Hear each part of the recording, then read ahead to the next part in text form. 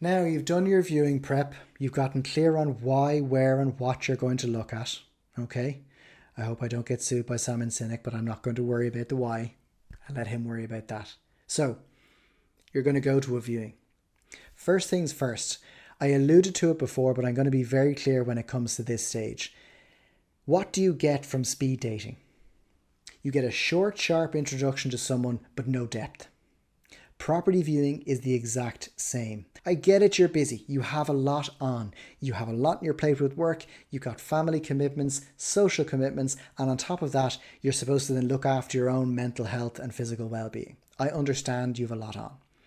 But if you cram too many viewings into one day, you won't even remember the name or the colour of the front door that I asked you about at the end of the day. What was the name of viewing one and what was the colour of the front door? I can't remember, and it all blurs into one big mess that makes you more addled and more frustrated with your time and how you spent that time.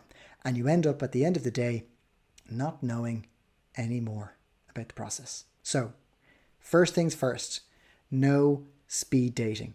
This isn't anything against speed dating in general, but in property, nothing good comes from it. Because you're in a new world and you need time to really assess what it is you're looking at. Okay? So none of that. When you are booking a viewing, as I said before, be polite and open. Keep it very open with communication. So when you're booking in, do so under the name. But now we're going to be going to the viewing. Let's assume you're busy during the week, you didn't get to the lunchtime viewing, and it's a Saturday morning at 10 o'clock. Okay? Who are you going to bring with you? Now, we all have someone that has an opinion. Opinions are like belly buttons. Everyone has one, okay? But is this useful when you're looking at a property?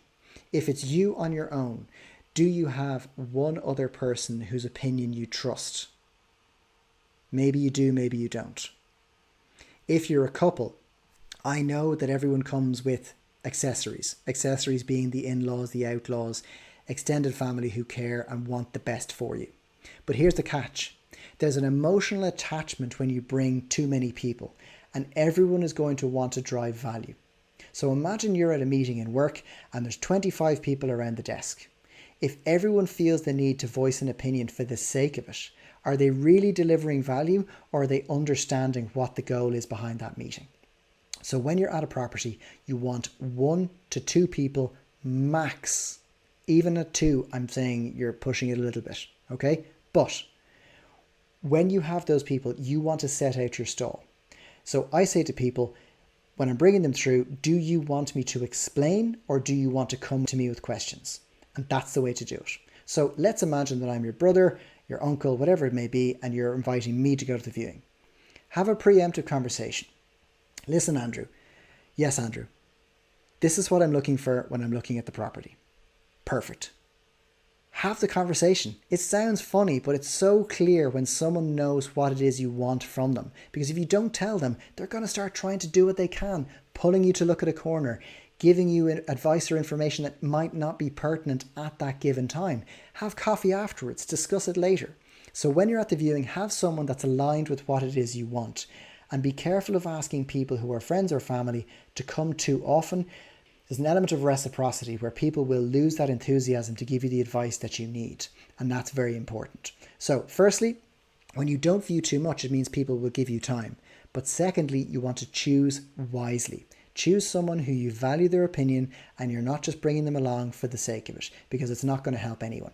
It's going to make the viewing busier than you'd want it to be. Everyone's going to have opinions, and then the agent won't know who to interact with because so many people are asking questions out of nowhere and they may not be the party that's involved. So when you're booking the viewing, set out your stall in terms of your time. As much as you can, be early. Be open, communicative with the agent. You don't need to talk about strategy. You don't need to talk about figures. You don't need to say anything that you're not happy with the market, because they're busy at that door trying to take your name to let you view. Just do that. Have a conversation later with your friend or family or loved one about the market. Then when you're finished the viewing, thank the agent and go about your day. So when you've gone to the property, you've looked at it, you've got a better idea of what it is you want, you then want to follow up with communicative element, which is if you don't want the property, you don't like it, it's gone above your budget, whatever it may be, follow up with the agent regardless. Send them a nice email or a call or a text that says, thank you for your time, I really appreciate it, but that's not for us because of the northerly garden, or there's too much work to be done, whatever it may be. You don't realize it, but your little bit of feedback makes it easier for an agent to guide their client as to why people aren't willing to go to a certain level. So if you imagine when you're viewing a property, if someone lives in that home, they are putting themselves on display for you and your loved ones to walk around, judge them, judge their contents, and judge their house. So the easier you make it for an agent, the easier it'll make for you going forward. So be very mindful of that. In the next part of this, it's actually going to be a part 2 to this video. I'm going to run through your viewing checklist when you're actually at the property. But for this part of it, I wanted to look at not the manners behind why you view, but the real metrics as to what's going to move the needle when you spend that time. So really get clear on it. Your timing, where you're going, who you are bringing with you. It's not the Beverly Hillbillies. You don't need to bring 28 people. Bring someone you trust, and you don't have to worry about communicating beforehand because they will be relieved. If you tell them what you need from them, they are happy to fall in line. If you don't tell them anything, they'll guess and they'll just change the experience for you.